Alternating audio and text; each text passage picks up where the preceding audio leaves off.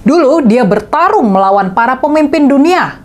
Dia bernegosiasi dan berhadapan-hadapan dengan Presiden Amerika, Presiden Cina, Presiden Rusia, dan banyak pemimpin dunia lainnya.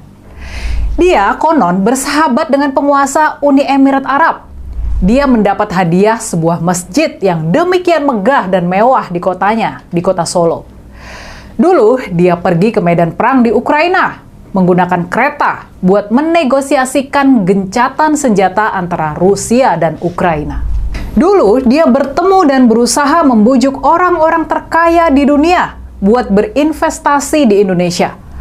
Ada Elon Musk, ada Bill Gates, dan ada Jack Ma, dan lain sebagainya. Dulu level pergaulan dan pertarungan yang dia hadapi adalah tingkat internasional, tingkat dunia. Tapi sekarang, baru 6 bulan pasca lengser dari kekuasaan, baru setengah tahun pensiun, level pertarungan dari mantan Presiden Jokowi sudah langsung turun, sudah langsung nyungsep ke level terendah. Sekarang ini Pak Jokowi bukan lagi bertarung melawan tokoh-tokoh pemimpin dunia. Bahkan, dia juga bukan lagi petarung di level pemimpin bangsa seperti Presiden Prabowo, Ibu Mega, atau Pak SBY. Sekarang ini tingkat pertarungan Pak Jokowi sudah turun ke level bertarung melawan Roy Suryo, Dr. Tifa, Pak Said Didu, dan kawan-kawan. Ya, sudah sejauh itulah turunnya gengsi dari Pak Jokowi. Sudah sejauh itulah turunnya arena pertarungan dari Pak Jokowi. Sekarang, melawan orang-orang seperti Roy Suryo saja, melawan Dr. Tifa saja, Pak Said Didu saja, tampaknya Pak Jokowi ini sudah kewalahan. Dia sudah sangat-sangat kewalahan. Dia seperti nggak bisa apa-apa menghadapi kenekatan dari para penuding kalau ijazahnya palsu itu. Nah, gimana nih kalau menurut kalian? Gimana kalau menurut kalian soal melorotnya level pertarungan dari mantan Presiden Jokowi ini? Tulis analisa kritis kalian pertarungan dari Pak Jokowi soal sudah sangat melorotnya arena pertarungan dari mantan Presiden Jokowi. Yang juga bikin miris dan memprihatinkan adalah semakin hilangnya dukungan kepada mantan Presiden tersebut. Nyaris nggak ada lagi yang membelanya soal keaslian ijazah UGM-nya. Sampai-sampai Pak Jokowi ini tampak harus turun bertarung sendirian.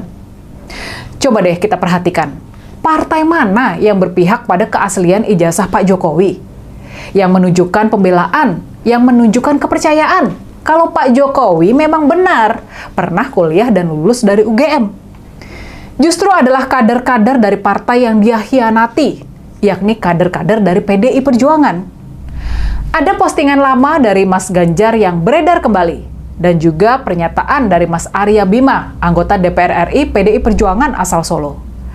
Ironisnya, kita nggak melihat ada kader Partai Gerindra, Golkar, Demokrat, dan lainnya yang turun gunung membela mati-matian Pak Jokowi.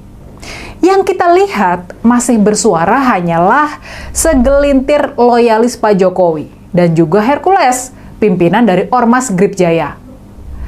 Masalah tudingan ijazah palsu ini meneruskan kejadian sewaktu Pak Jokowi dinyatakan korup oleh Lembaga Swadaya Internasional (OCCRP). Masalah ini dengan terang benderang menunjukkan kalau partai-partai sudah meninggalkan Pak Jokowi. Mereka nggak mau lagi membela Pak Jokowi. Mereka mungkin nggak mau dekat-dekat lagi sama Pak Jokowi. Pihak pemerintah pun tutup mata dan tutup mulut atas masalah yang dihadapi sama mantan presiden yang konon masih sangat berpengaruh ini. Ada desas-desus. Ini gosip politik ya. Ada kabar dan analisa kalau di belakang gencarnya tudingan ijazah palsu Pak Jokowi, sebetulnya ada tangan-tangan penguasa juga. Ada dukungan diam-diam pihak penguasa kepada usaha-usaha yang terus menyudutkan Pak Jokowi dan Gibran. Dan sekarang soal turun levelnya Pak Jokowi ini, perkembangan terbaru adalah soal kemungkinan rencana Pak Jokowi mengikuti kontestasi pemilihan Ketua Umum Partai Gurem PSI, mengikuti ajang pemilihan Ketua Umum Partai Solidaritas Indonesia. Dulu, belum lama ini, kita mendengar kalau sosok Pak Jokowi dikait-kaitkan dengan partai besar seperti PDI Perjuangan dan Partai Golkar. Dan sempat muncul juga wacana Pak Jokowi bakal mengambil alih PDI Perjuangan. Ada juga wacana Pak Jokowi bakal didaulat secara aklamasi menjadi Ketua Dewan Pembina Partai Golkar. Wacana-wacana itu sekarang sudah meredup dan kabarnya Pak Jokowi malah mau ikut kontestasi pemilihan ketua umum dari Partai Gurem, dari partai non-parlemen, dari PSI. Ini benar-benar penurunan level yang sangat teramat anjlok.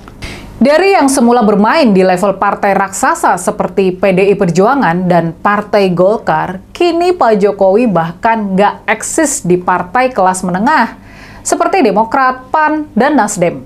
Pak Jokowi sekarang levelnya cuma PSI. Dan, nah, ini nih menariknya. Menariknya, kalau benar nanti Pak Jokowi bakal terpilih menjadi Ketua Umum PSI, maka posisinya nanti bakal berada di bawah Pak Jeffrey Giovanni yang menjabat sebagai Ketua Dewan Pembina dan punya kekuasaan absolut di PSI. Pertanyaannya, apakah mau Pak Jokowi ada di bawah Pak Jeffrey Giovanni? Apakah mau Pak Jokowi berada di bawah kekuasaan absolut Ketua Dewan Pembina PSI?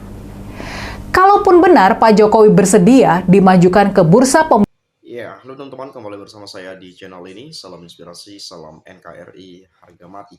Ya, baru saja kita mendengarkan penyampaian dari Saudari Rini Budoyo. Ya, tentang atau terkait Pak Jokowi bahwa level pertarungannya sudah semakin rendah. Atau kita bisa sebutkan, Pak Jokowi saat ini sedang turun kasta. Dulu bertarung dengan petinggi-petinggi di dunia, ya, dengan presiden-presiden Amerika misalnya, dengan presiden Rusia, dan pergi bertemu orang-orang kaya di dunia ini agar masuk berinvestasi ke Indonesia. Dan sekarang nampaknya Pak Jokowi kewalahan menghadapi kenekatan dari orang-orang yang menuduh bahwa ijazah Pak Jokowi itu palsu. Ada Roy Suryo, ada tadi Pak Said Didu disampaikan, dan ada Dr. Tifa, dan ada lai kita ya, Bung Rismon Sianipar. Nah, tentu memang perihal ijazah palsu ini menjadi polemik dan ini menjadi genting karena kita tak pernah melihat adanya ijazah Pak Jokowi muncul ke permukaan. Kemarin saya merasa bahwa ijazah asli telah diberikan kepada pihak terkait untuk diselidiki dan dibawakan oleh iparnya dan dikawal juga kalau nggak salah. Tetapi tidak lama daripada itu saya mendengarkan informasi bahwa yang diterima itu adalah fotokopian, ya, fotokopinya yang diterima. Itu disampaikan oleh Polda Metro Jaya Pak Egi atau Pak Edi, saya lupa ya. Pokoknya kurang lebih itulah. Dari pihak Polda Metro Jaya, dari pihak kepolisian, bahwasanya ijazah yang dibawa ipar Jokowi ke sana itu ternyata fotokopinya, bukan aslinya. Jadi di mana sebetulnya ijazah asli dari seorang Pak Jokowi ini? Nah, kalian ada yang tahu? Silakan nanti tuliskan di komentar pada video ini ya. Nah, kalau saya melihat di sini bahwa kenapa harus dibuat genting? Kenapa banyak drama-drama? Kenapa harus bayar lawyer ya? Pergi ke sana kemari, menanggapi ini. Ketika sedang pengadilan tak datang, tak hadir, dan lain-lainnya. Padahal yang digugat itu ijazah, ya. Tapi ijazah itu yang tak muncul ke permukaan. Bagaimana mungkin kita bisa tahu keaslian ijazah tersebut kalau tak pernah terlihat? Jadi, kalaupun dikatakan saya dihina, saya dijelek-jelekan, saya difitnah, direndahkan serendah-rendahnya, kata beliau. Saya rasa bukan ke situ larinya. Ya kalau seperti itu tunjukkan dong kalau Bapak punya ijazah. Kan seperti itu kalau kita berpikir by logika. Seperti itu kira-kira ya. Dan kita tidak ingin ijazah itu dibuktikan secara hukum. Ijazah itu dibuktikan secara politik misalnya. Kita nggak tahu itu benar atau enggaknya, tetapi kita ingin mencari tahu kebenaran bagaimana ijazah itu bisa ditunjukkan ke permukaan dan diuji secara ilmiah, diuji melalui atau secara digital forensik. Kan sekarang kan canggih, dari kertasnya pun bisa ketahuan, dari tinta pulpennya ketahuan, dari fontnya, tanda tangannya, semua bisa diketahui. Apalagi di zaman digitalisasi saat ini.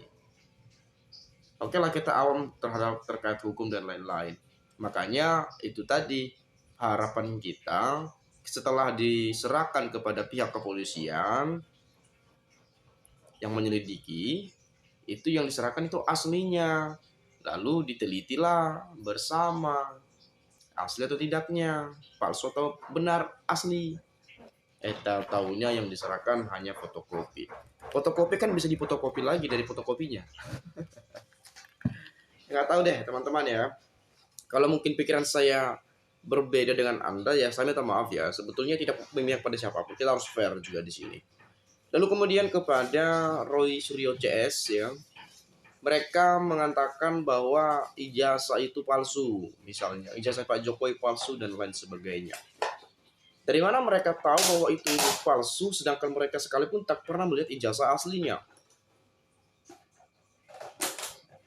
Mereka kan hanya yang di Google itu ya, yang disebar di media-media gitu ya. Tapi nggak salah juga mereka ingin membuktikan, mereka punya bukti data yang menurut mereka juga sudah kuat untuk membuktikan bahwa memang itu benar, palsu. Pak Jokowi mengatakan asli ini itu dan lain-lain macam-macam disampaikan dari kuasa hukumnya dan orang-orangnya, kroni-kroninya. Tetapi kenapa nggak ditunjukkan saja? Adu data. Dan Bung Suryo udah mengatakan itu, adu data saja. Biar clear ini semua. Jadi ini jangan dibikin gaduh lah. Jangan dibikin genting, ya ribut-ribut dan semacamnya. Ya, jadi ya itu tadi tinggal tunjukin udah kelar sebetulnya ya, nggak perlu lah dibuat genting-genting lah, nggak perlu lah digoreng-goreng sana sini, nggak perlu lah merasa difitnah, merasa dihina, direndahkan dan lain-lain. Sebetulnya kalau seperti itu harus direndahkan ya justru beliau yang merendahkan diri sendiri. Kenapa nggak tunjukin ijazahnya? Kenapa nggak tunjukin? Nah itu yang menjadi pemikiran kita, logika berpikir teman-teman ya. Dan sudah banyak yang speak up sebetulnya, sudah banyak yang klarifikasi, ada yang mengaku teman seangkatan, kita nggak tahu benar atau tidaknya.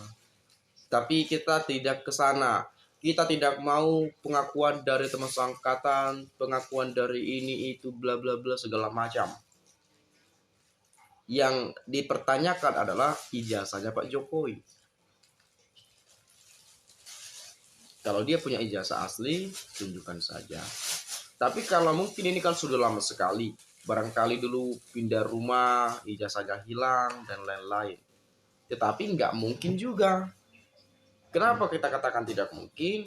Jadi beliau mendaftar sebagai syarat administratif pada saat di KPU RI untuk mencalonkan sebagai calon presiden, calon gubernur, pakai ijazah siapa coba? Pakai jasa siapa? Ijazahnya toh dari mana dapatnya foto? Walaupun oke lah, fotokopi yang dilegalisir lah misalnya diberikan. Emang seberapa banyak sih Pak Jokowi punya fotokopinya gitu ya? Emang sempat pada tahun 85 memfotokopi banyak sekali sampai sekarang masih ada fotokopinya misalnya. Pasti kan dikopi dari aslinya dong gitu ya. Tapi saya rasa sih sebetulnya sekelas presiden ya mendaftar secara administratif nunjukin ijazah asli nggak sih? Saya nggak tahu ya ijazah asli itu atau enggak. Tapi itulah menurut pandangan hemat saya. Jadi ya kita berharap ini diselesaikan setuntas-tuntasnya. Biar kita tidak penuh dengan tanda tanya. Kalaupun misalnya diteliti, biar tidak terjadi kemungkinan kan banyak nih. Kemungkinan begini begono. Ada lagi dugaan ini, dugaan itu. Kalau memang diteliti, dicek yang bersama-sama lah. Ada dari pihak penggugat, ada dari pihak yang merasa direndahkan tadi. Seperti itu. Kurang lebih menurut pandangan hemat saya. Nah, saya coba lihat di sini ya beberapa komentar ya. Ini menjadi masukan juga. Bukan orang lain yang merendahkan dia, tapi dirinya sendiri yang merendahkan dirinya. Nah, karena apa? Karma akibat dari haus kekuasaan dan buta nurani. Seperti ucapannya sendiri, dihina sehina-hinanya, direndahkan serendah-rendahnya. Saya diam. Kalau disuruh jujur, saya melawan. Kok bisa gitu ya? Itu sering sekali saya baca tuh komentar ya. Hidup ini ada masanya, kadang ada di atas dan kadang juga ada di bawah. Tak mungkin selamanya ada di atas terus. Ternyata se-Indonesia tertipu wajah Desonyo. Dia sibuk memperkaya keluarga dan kaumnya. Lumayan ada lawan yang sekelas dokter, habis temannya sekelas Hercules doang. Manusia gorong-gorong lebih indah daripada daratan. Ternak Mulyono memang hebat ngeyelnya. Sebenarnya Jokowi tanpa PDIP bukan siapa-siapa, cuma tukang kayu, tapi ketika berada dalam kekuasaan dia merasa sangat tinggi dan sombong, melampaui PDIP. Akhirnya sekarang ketahuan bahwa tanpa PDIP dia cuma tukang kayu. Bertarung dengan pemimpin dunia, memang iya, itu hanya gambar gembor buzzer-buzzernya saja, nyatanya jong. Terhinakan sehina-hinanya, serendah-rendahnya, dipermalukan semalu-malunya, tetap diam, untung masih ada parcok yang kelihatan loyalis. Ya, kurang lebih seperti itu teman-teman ya. Kalau Anda punya pendapat lain, boleh silakan sampaikan di komentar pada video ini. Terima kasih, saya ucapkan sekali lagi, salam, dan sampai jumpa.